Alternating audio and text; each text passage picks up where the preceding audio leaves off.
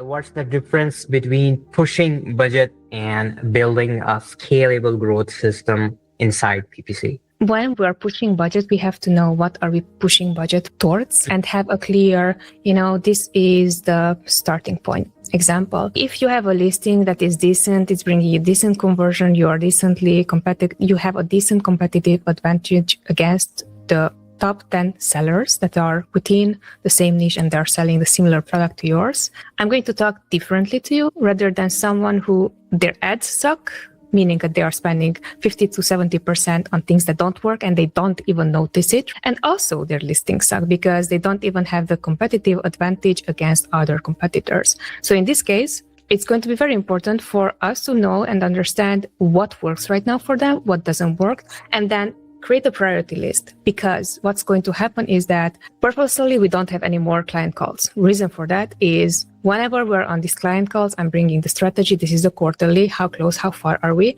And then the brand owner is like, what happened the last minute that is still on their mind? That is the biggest thing. And that maybe is like on the priority list. It's recent, we have to fix it because you're thinking like a problem solver, which is great. Solving this problem that is affecting the whole business is a priority. So when it comes down to this, what I'm seeing so far, understanding what is the biggest lever is either investing more in our creatives. Either your creatives are okay, let's invest more in advertising because you never done that and you don't know how it's going to work. Great.